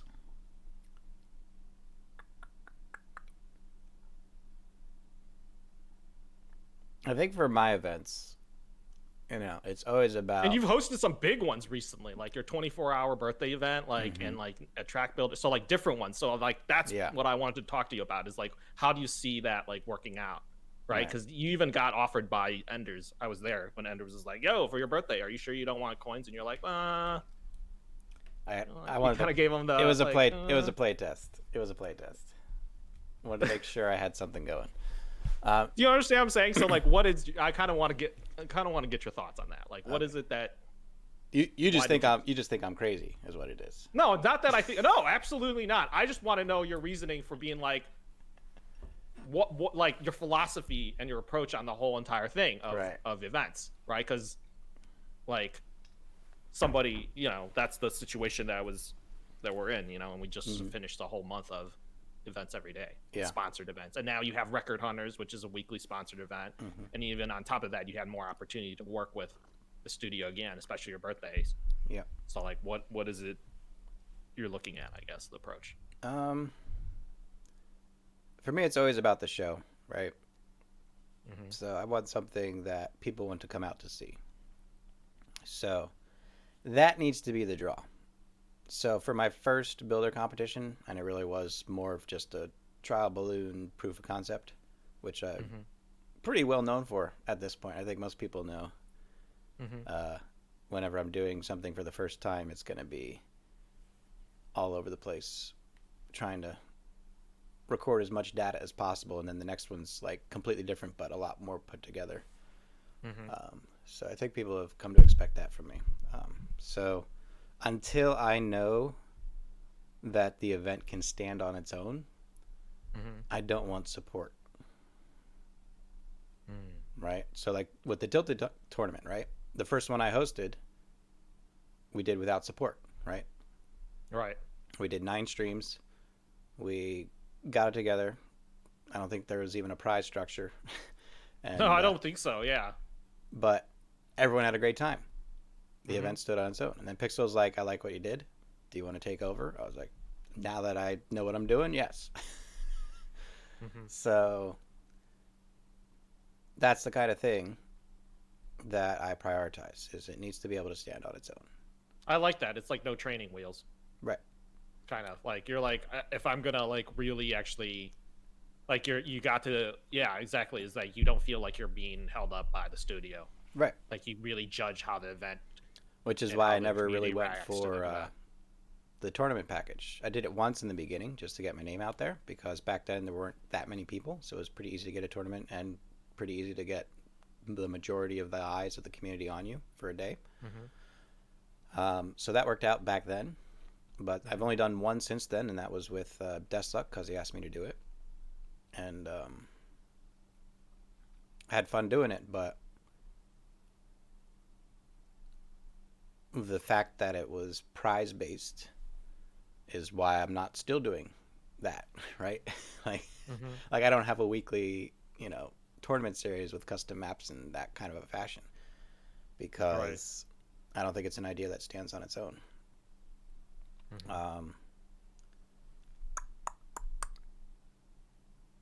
I've did the midstream or the mid-season tournament last season, right? And I have Marble Fest this season. Right. Oh yeah, I was going to ask you. And it runs into that same thing because Spoo is very, flexible in getting the bounty system to work. So I was able to kind of have that novelty and ingenuity in the tournament format, and a lot of people liked the concept because it made each race count while still having the overarching tournament format. My hands are a bit more tied with how it's going to go down for Marble Fest, which I'm not happy about, but it's still a good opportunity. So I just have to find a way to make it my own within the constraints. So still working on that one. But that's kind of how I view these things, right? So that's what I said is like, you just think I'm crazy, is because I would imagine most people would just be so happy to not have to think about it and just be able to run 20 races for Marble Fest for 2 hours and call it a day with a whole bunch of support. But for me, it's the complete opposite. It's like, that's the last thing I want. No, and I think that's the thing is that's a very good it's important for us to be able to, as streamers and as content creators, to be able to take that step back and look at it from that angle. I think there's, when you're first starting out and also when you're streaming in general, there's that constant hustle, it feels like, or of just like trying to get your name out there and like trying to do it as fast as possible in like any way possible, because you're just at that point, at one point you're just trying to just throw shit at the wall and see if it'll stick, right? Like there's like you'll take anything, like, so like you get lulled into that belief that sometimes just that instant success or instant like popularity is something that's like possible and also something that you expect, right? So you're always looking for an easier way to like blow up and become popular and famous on Twitch, if you will. But I think some of that has its own pitfalls, and we've talked about that before, like where if you're not prepared for it, or if you didn't deserve it, or you didn't build it properly, that it doesn't have like a strong foundation, and it's very easy for it to disappear the next day. Right. We talked about that with tournaments. Sure, you could get 100 follows during a tournament, but tomorrow, are they going to be there? Like, yep. And that's, are those 100 people going to come back? I don't know. That's advice I have given to a lot of people, which the people who heeded the advice are still around, and the people who have not are not. There's people who say, like, I don't want to spend 6 months building everything up from nothing and having no one in stream, so I want to like make a really big initial event to make a splash. I'm like, you can get 200 people for your first stream ever, but things aren't going to go well because you're not familiar enough to handle that, and you're only going to have 4 people the next day, and you're not going to realize how important those 4 people that come back are. Yeah. So I think we talked about this during the Tilt tournament before, and also in previous interview. Yeah, I think that it's like it's not to say like, oh, people are going to take the easy way or whatever like that, and it's not to like to downplay anyone's like push for success or whatever with decisions they want to make, right? It's just that I think too often we choose to take the easier route when it comes to that kind of decision, where it's like, I don't want to take the hard look at my own content and my own numbers and my own stuff that I'm putting out. Depends on what your goals are, right? My Marathon goal's growth versus a sprint. My goal's growth, and I'm actually, now that I have, so the first idea was flush out a schedule, had that going, and then it was start to increase production value, which we're getting in now with community support and other things like that, or studio support. So now it's starting to get to the point where if I don't hit 100 viewers in a stream, I might have to start considering that not a success, right? And I know that I know which streams need to do that and which don't. So if I'm just doing my tilt during the day or whatever, I'm not going to expect 100 views on a stream like that. But it might get to the point where my 7 o'clock Mondays or 7 o'clock Fridays, if they're not hitting 100, I might have to start dropping them and switching things around, right? So I don't think I'm fully there, but I'm starting to see that. So with like record hunters, right, I have that studio support, and we're getting close to 100 people each time and close to the entire time. So that might be a new bar I have to set for myself so that I push myself enough to maintain that, to get into the next stage of growth. I like it. I think it's hard for many of us to like, I don't know. When you first start streaming, there's a lot of like uncertainty and you're not sure what's going on. I feel like you spend a lot of time just like paddling, like in the deep, in the water, and you're not sure if you're gonna float or sink or swim, And I think we don't take enough time to sort of evaluate and take a step back and see like, why am I struggling, or why am I just paddling along? Like, and if that's the same thing, right? Is you need to have that clear goal. So is your goal hanging out with cool people? Is your goal grinding? Is your goal growth of the channel? Is your goal growth in the marbles community? You need to know exactly what your goal is, and that's going to give you a direction, because otherwise you will just be paddling. And at this point, the marbles community is too big to be in the middle. You have to find an extreme and race to it. You can't just tread the middle anymore. That's not enough. It used to be like you could tread the middle, and I think it's harder for that to happen nowadays. You're totally right. And that's the thing is like, I don't think, oh man, and this has always been like an issue, I think, is like, at least for me, is even though I made my like, I got my success as a grinder and as a grinder streamer, like that's what I like got my first initial success in marbles. Having to make that transition away from that has been like, I feel like it's taken like a struggle like all year to do. Right.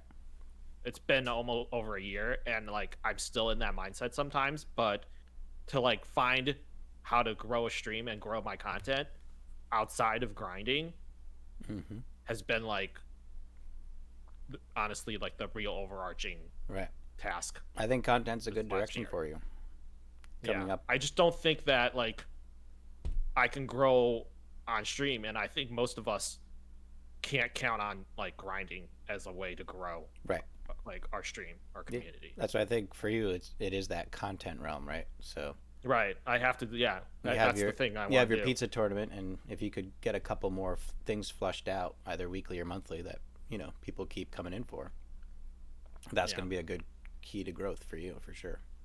Exactly. And then it's like the stuff that I'm doing outside of Twitch that like I think is to grow not just myself but like the game. I think if we ever like the stuff we were talking about at the very beginning is if we ever want this marbles game to be able to support more of us and grow more of us who are marble streamers, there needs to be more people coming into the game than what we have currently. Right. So I hope we're there. I hope we could get there. And that also, finally, because we talked about your event, I want to talk about, and like we're looking at year in review, I just want to talk about like things that you learned this last year, goals that you might have this coming year, and like you just had a birthday, so like that's why I thought you could be like a little bit more, I don't know, thoughtful and pensive. And we usually, when you get a year older, you think about the last year and you think about I usually don't. I usually look just forward. Your thoughts. I look forward on my birthdays. So usually I know you do, and I do too. But usually it's more like, okay, like last year it was like, okay, I'm 33. Here's what I want to have done by the time I'm 33 in my life. Right. So it's more that forward direction. Like, what do I want to accomplish by the time I'm done? Do you feel like you accomplished what you wanted to accomplish this last year of your life? Obviously, it was heavily modified by the outbreak of the pandemic. But I think I've managed it well. I definitely want to do a lot more this year, so looking to be getting my own place up in March, and right now actually doing pretty well to be on track for that. So hopefully that'll be going well soon. And more so for me, I guess, is the Marbleversary, because that's on New Year's, right? Mm-hmm. And so that was kind of the mark, like the full second year of marbling coming to a completion. Mm-hmm. And the takeaway I had on that really was like going from the first 5 months, so from January through May 2019, me and Pixel not even knowing each other existed, Mm-hmm. right? And then building that relationship up, and then going from the first year to the second year, so January 2020 to now, like went from nothing to official tilt tournament host, went from nothing to creating Record Hunters in August to having it studio sponsored, Mm-hmm. being given mid-season tournament, being given Marble Fest, like the the time invested is starting to pay off, Mm. and that's helpful because it's been hard. Yeah, It's been it, hard. it is. It feels like sometimes, like I said, just as much as like not knowing what you're doing and if you're doing the right thing, is just like when you have those little points of affirmation, for whether it's from the studio or from the community, Mm-hmm. and you have that trust from them that they're willing to put events and things like that on your shoulder without you even having to be an official part of the studio. I think Right. it goes a long way. It means a lot, as someone who's received that nod, where it's like people are always like, oh well, I'm not like part of the studio officially, or I'm not like community manager and I Mm-hmm. don't know if I can work with the studio. It's total, like, you don't need to, Yeah. don't need to be part of the studio to work with them. Most of us aren't. It's Yeah. just like you have to uh it's not just making the right connections. Obviously, it's not just Mm-hmm. knowing the people in the studio, but you have to make your content worth the Right. investment on the studio now. And now, so more this season than ever has that been made clear by them, that like they are watching us, and they're just looking for us to essentially bring up our game to Yep. the point where they want to invest in your Yep. and sponsor your content. And I know Profanity and I got into that when she was on the show, Mm-hmm. because there's always that misconception, like you gotta grease the palms and schmooze your way up into this elite club of Spoo and Standard Damage and Enders Yeah, I and know. Pixels, and it's like I'm on good terms with all of them, Me but too. I wouldn't say any of us are friends. Hmm. Like we respect the hell out of each other. We'll have each other's backs every step of the way. Mm-hmm. But I wouldn't really describe it as a friendship. Like we don't talk that often. We're almost always Right. business oriented when we do talk. We'll touch it. We'll, Right. we'll keep tabs on each other. Like, hey, I haven't heard you from you in 3 months. Just, are things going well? How busy are you? Hmm. Like, what's on your mind? Stuff like that. But I Interesting. wouldn't describe the relationships as friendships. I would really describe them much more as like business partnerships. Like they're I get people it. they're people I respect. They're people I support. And people you Um, enjoy working with, and people obviously, I too. enjoy working with. Right. So it's like those Yeah. good coworkers, right? You may never Right. Right. hang Right. out outside of work, but you're Mm-hmm. inseparable when you're on the clock, right? Right. We all have, like, I totally understand that. Yeah, I kind of understand that perspective from it, right? And it's like you enjoy working with these people, and like, right, and it's hard because we're all busy in general. It's hard for us to keep track of, like, and maintain that kind of friendship that I think you're thinking of when it comes to like a real friendship, right? Hmm. It's like I can't be in every one of Standard or Spoo or Ender's Dream. Like, I Right. try to enjoy and spend time with them, but it's like it's difficult for us to kind of support each other in that way on a regular basis, where it's like I feel like we have a regular friendship that we're always communicating, right? And you're right, a lot of the times our communications, though they're like cordial and friendly, they're not Hmm. always. They're, a lot of it is business, right? A lot of it is business. Yeah.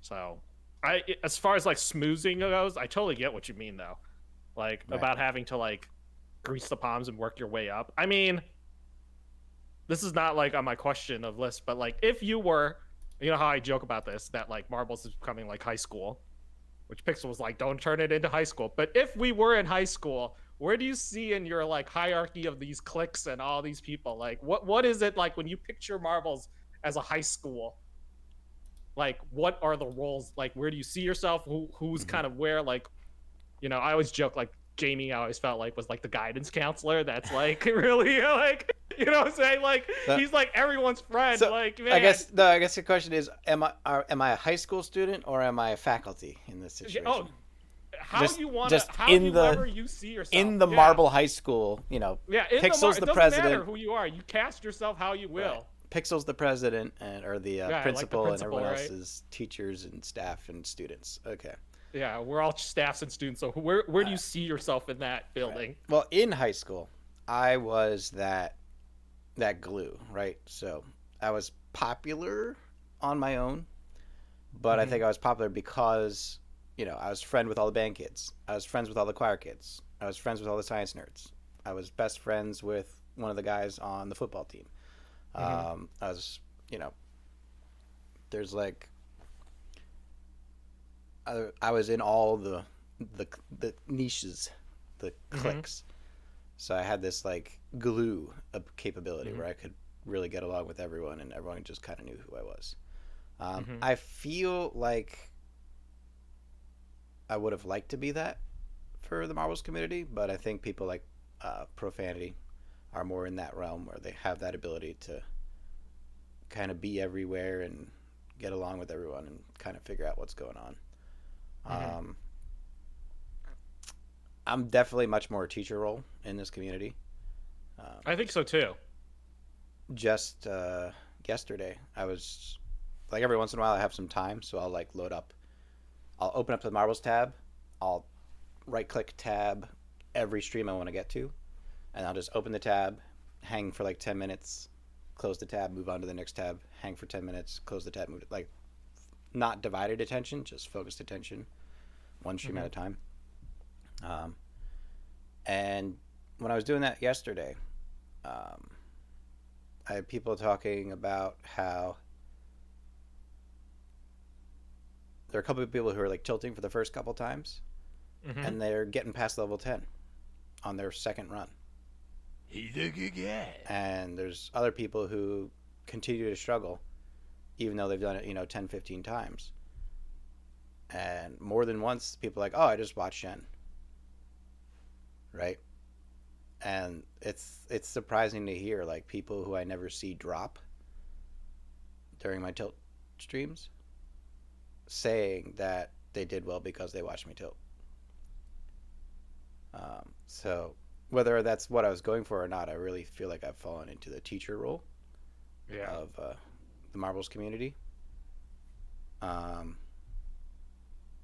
would like to think I'm that goofy chemistry teacher. Yeah, that's what I was thinking. Like either your science or a math teacher, like a science teacher, definitely. I could see that. I think I'm the goofy chemistry teacher. Totally. Who's like a mad scientist. I totally see it. Or like that Mr. Sheds. He's like, dude, that guy is totally crazy. He's like a mad scientist. Who has the chemistry teacher who has questionable relationships with some of his students, I think. Uh-oh. I think that would be a very accurate description for the Marbles community. He's a little too flirtatious with some of his students. Uh-oh. Yeah. Thankfully, we're not actually in high school, so it's not. No, we're not. Terrible. But I think like as each day, I feel like unavoidably, we all have our own little in the Marbles community. Even though I think in general most of us get along with each other, but it's we're like we gravitate towards little cliques and little groups of us. And it happens. Groups of us. Yeah. And it happens, and that's just the way it is.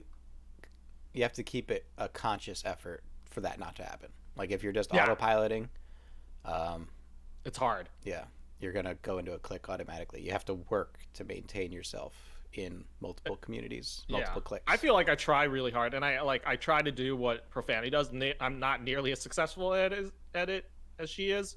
I feel like Profanity's very good at like almost like a class president role, or maybe like a class secretary role, where like she's very good at kind of like keeping track of what's going on with like a lot of different people and organizing like several people together.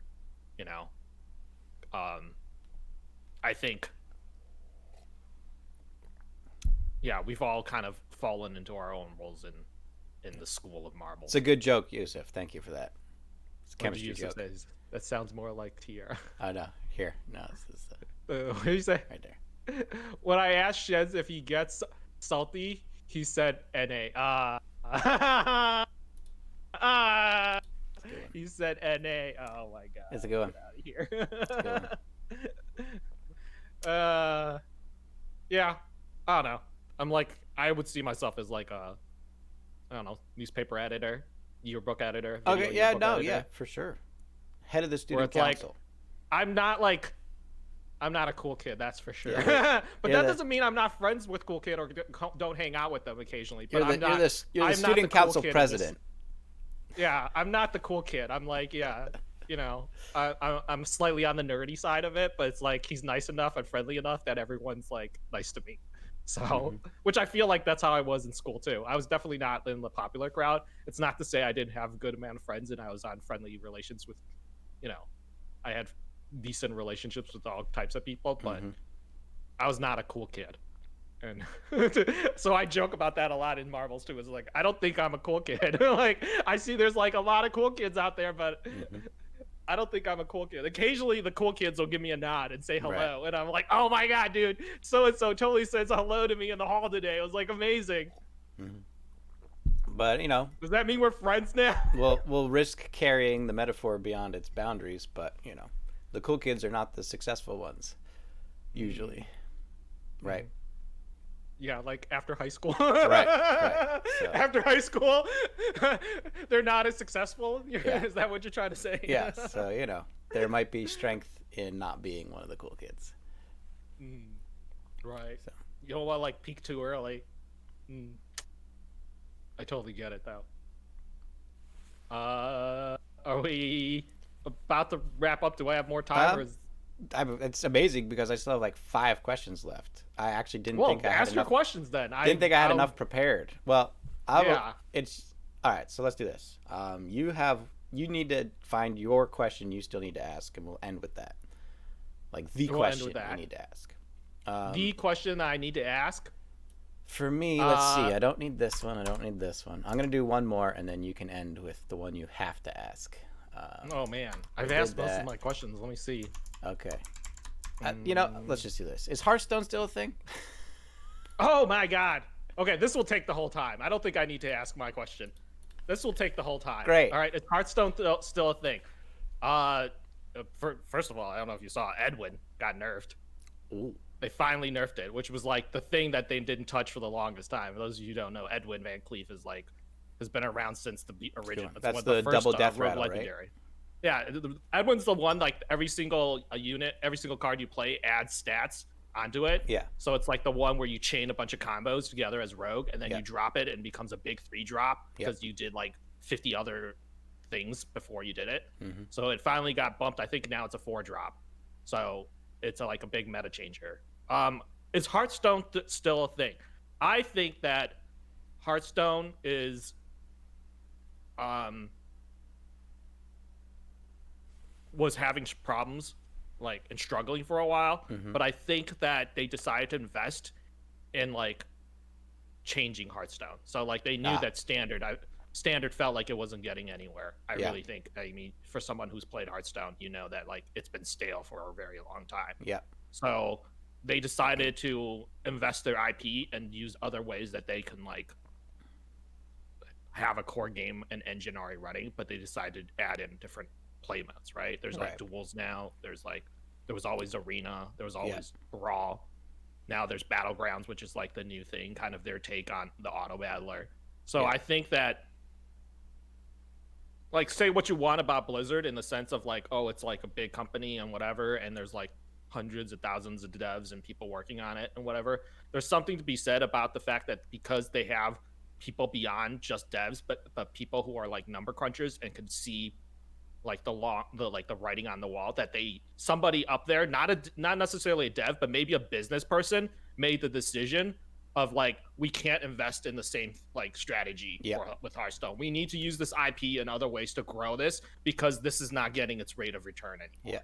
Right. So it's like you already have this mechanic and you already have this engine that runs and you have these cards already. We need to find other ways of making money off of the stuff we already have and growing this game off the stuff we already have in order to keep this game lasting longer than we like beyond this, because Right. what we're doing now is no longer working. So somebody made the decision. I don't think it was a developer. I think it was a number cruncher who was like, you need to change your plan. Like, you're not making money. So I think maybe if you asked me this a year ago, I would say Hearthstone is like dying. That's about when I gave up on Hearthstone, actually. Right? If you asked me a year ago, I would say Hearthstone is dying. But now that you ask me, I would say that Hearthstone has breathed a little bit of second life into it, because Right. it made those decisions to explore. I mean, I ways kind of saw playing it the coming game. myself, because it's the same thing that happened with Magic the Gathering, right? Rather than having a format and tweaking it to change the meta, they just kept throwing more stuff at it. Right. Like you should only add, like, let's say you have a 60 card deck. Let's use 60 card deck as the format, because that's MTG, right? Right. 60 card deck, you get 4 copies of a card per deck. So it's usually 15 cards, but then you have lands. So maybe, let's say 20 lands if you're going greedy, 15 if you're not. So maybe you have 10 to 12 different cards in a deck. Right. You shouldn't be adding more than 10 to 12 cards to the game of a year, in my opinion, from a game theory perspective. If you need to create an entire new deck, more than an entire new deck every year, your game is a problem, not your content in it. Because if you look at stuff like StarCraft, right? What do they do to change StarCraft? Do they add a new unit every time? No, they only do that every No. expansion. But they'll increase an infestor's range from 6 to 7. Yeah, they'll tweak the nerf. They'll thing, turn or- an instacast into a projectile cast, so that there's a 1-second delay, so you have time to dodge it. Yeah. They'll reduce the armor upgrade time by 10 seconds. That's the adjustments you make to a successful game. Because the meta is there, it gets locked in. You can change one little thing by a tiny amount, throws the balance in another direction, and the whole meta changes. Right? Because changing that one thing causes one style not to work, which means that thing has to change at its core, and then everything that was built to counter that also has to change, because that thing's different Right. now. Or the other way, you change something to make it a little bit better, and now that deck that wasn't viable is now viable, which means now other decks need to be made to counter that deck. Right? So those ripples through the meta come from small changes, not from redesigning the entire pool of cards every year. And even more so, Hearthstone specifically, 4 times a year. Yeah, like 3 or 4 times a year. Yeah. And even more to Hearthstone's issue, there is, like, their advertisement was free to play, but as with most most Blizzard games, it's actually free to not grind. Like Diablo, free to not grind, like pay to not grind, essentially, right? And Hearthstone used to be free in that you could get all the cards free if you just did enough tournaments and whatever, or arenas. But when you're uploading an entire new series of cards 4 times a year, I literally couldn't keep up. It was the only game I was playing, the only game I was streaming, and I still couldn't get all the cards before the next update came out, and I'd only get 1 or 2 rares from that edition. So I couldn't even I couldn't even build decks around it, because I didn't have the rares needed to make those decks. Right. So It's costly. And it's fine if you're going to have a, pay $20 to get all the cards in the set. Like, if you want to make it a pay game, make it a pay game. Then something like that would be more successful, because it's like, okay, $20, I get all the cards, now I can do what I need to do. Yeah, and that's why Right. that's why I think some of the different modes are going to be more successful. Like, I don't really play regular Hearthstone or Constructed anymore. If I Right. do play Hearthstone, it's Battlegrounds, which is free. And then what it is like there's a season pass that you can purchase that lets you choose up to, I think, 5 heroes at the beginning of the battle. And then if you don't have the season pass, I think you could only pick like 2 or 3.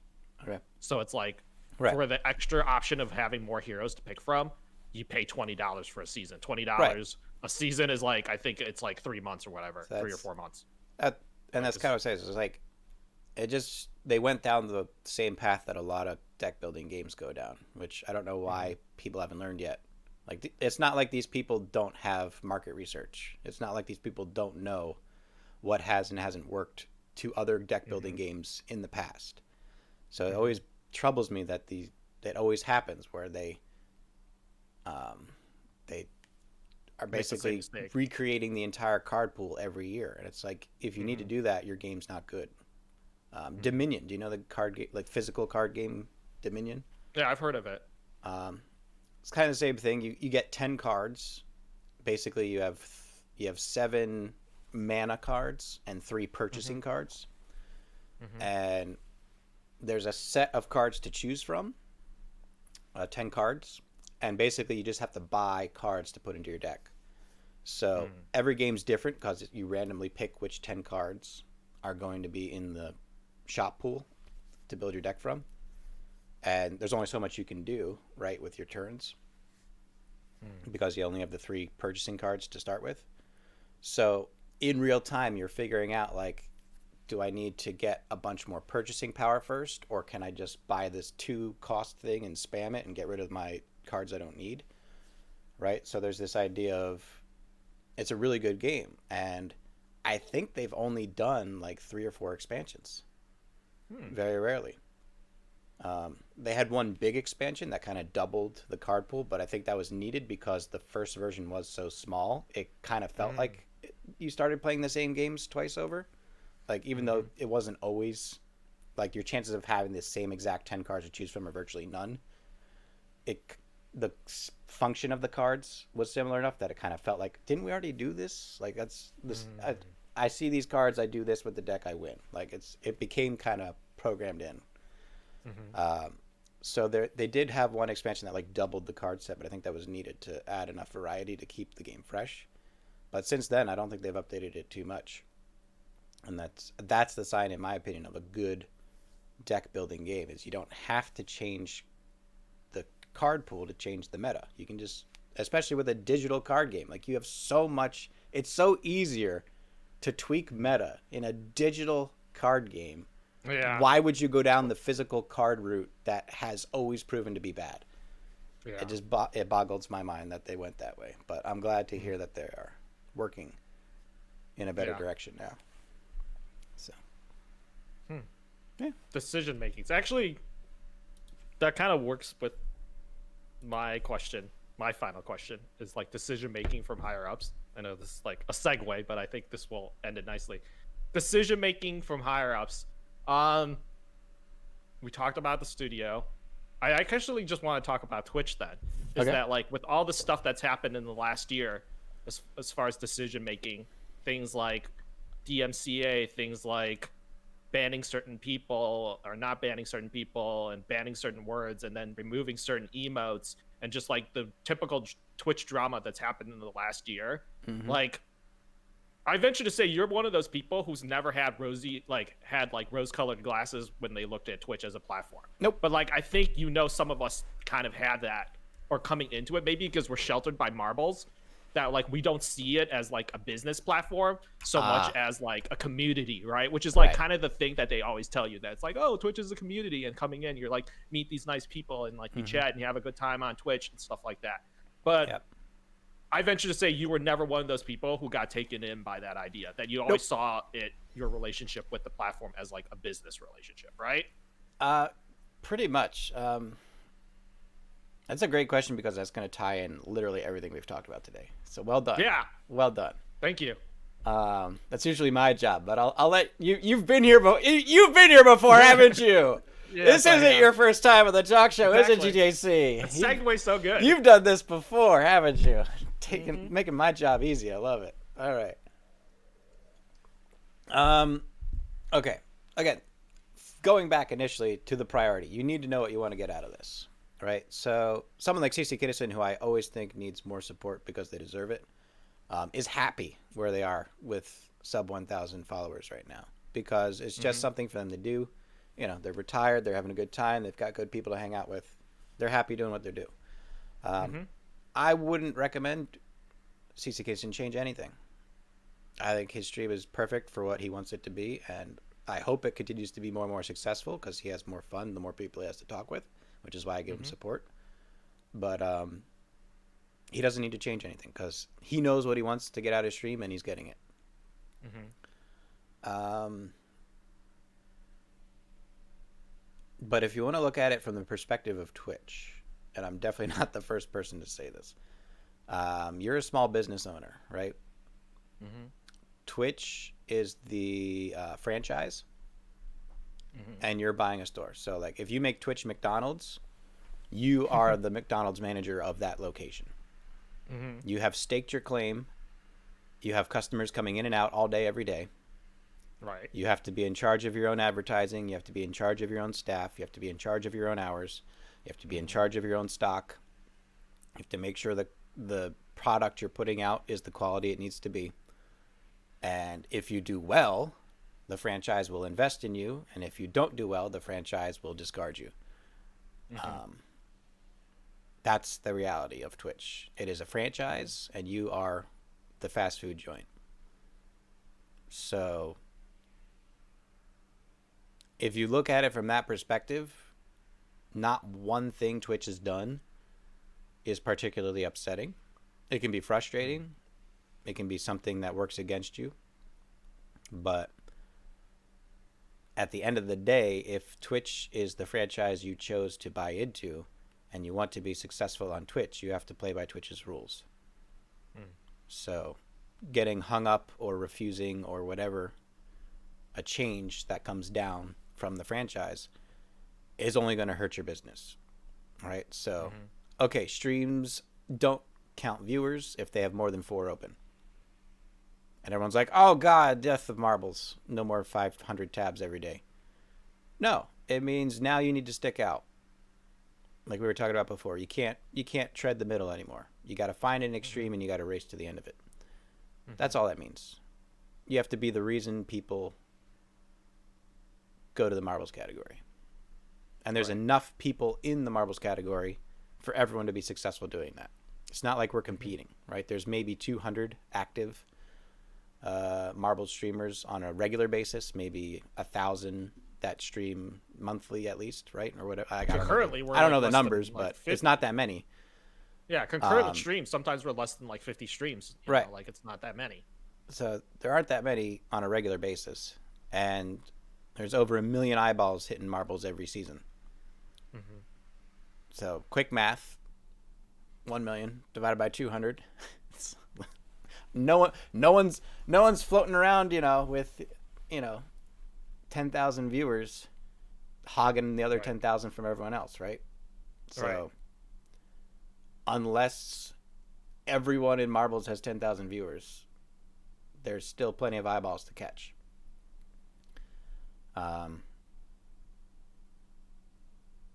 You just have to view it kind of like a franchise.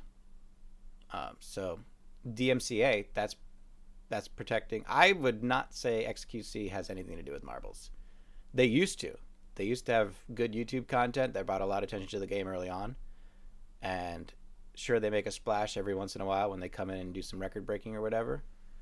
But honestly, I actually don't like when XQC streams marbles because I think it gives people the completely wrong impression of the community and the game. So I wouldn't even count it, Twisted Indie. Plus, those 50K aren't marbles people. Yeah, they'll leave when he's not on playing. They don't come back. They won't stay. So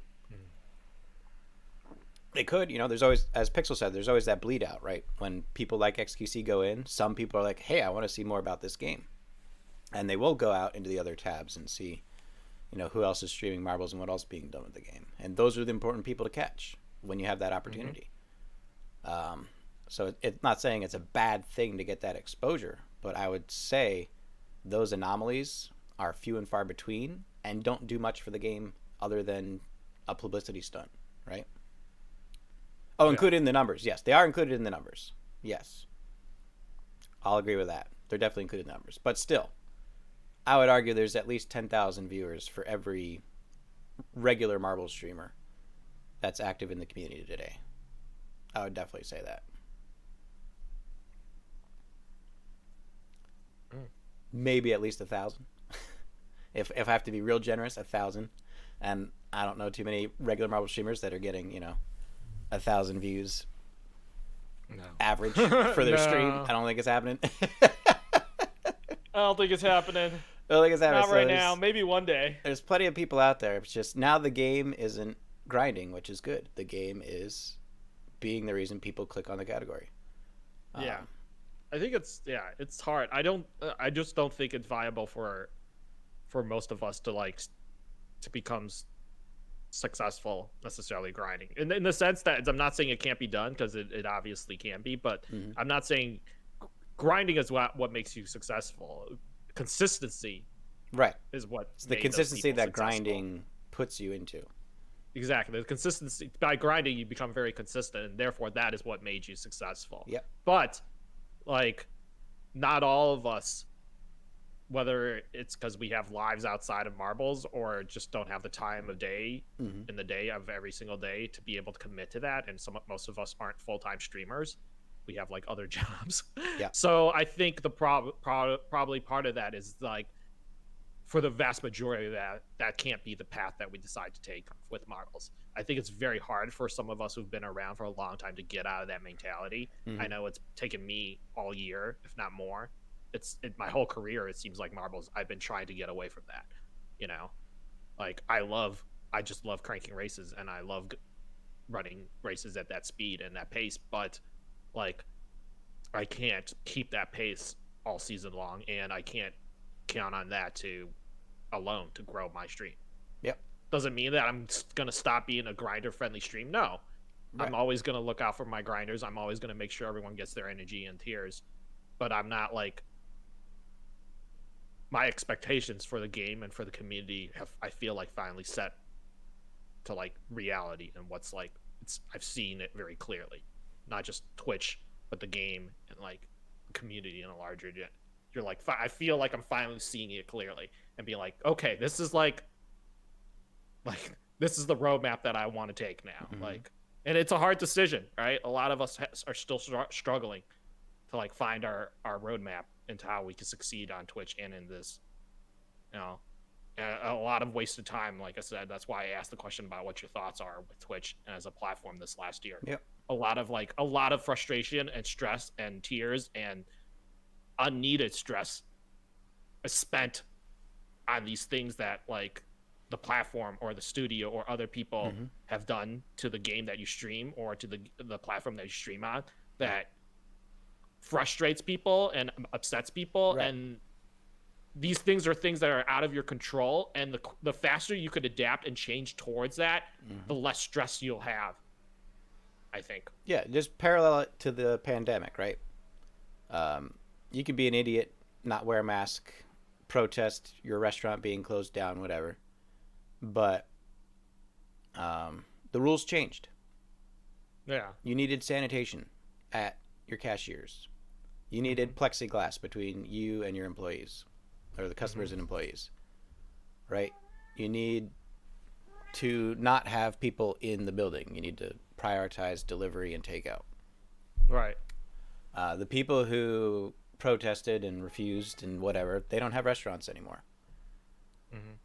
The people who turned the restaurants into ghost kitchens and are now supplying food for, 4 different online delivery companies are busier than they've ever been, because now they're not waiting on people to walk in the door. They have a list for 12 hours every day of orders that just need to be filled and shipped out.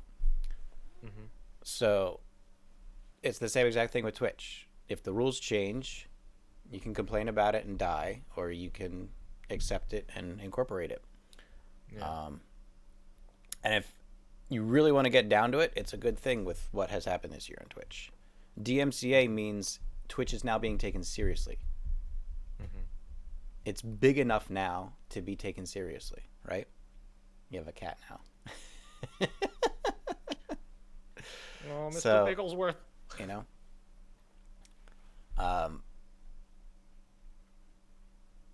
If companies that are very big and are constantly patrolling the internet for copyright strikes and stuff like that, they were hitting YouTube because YouTube was big. It mattered.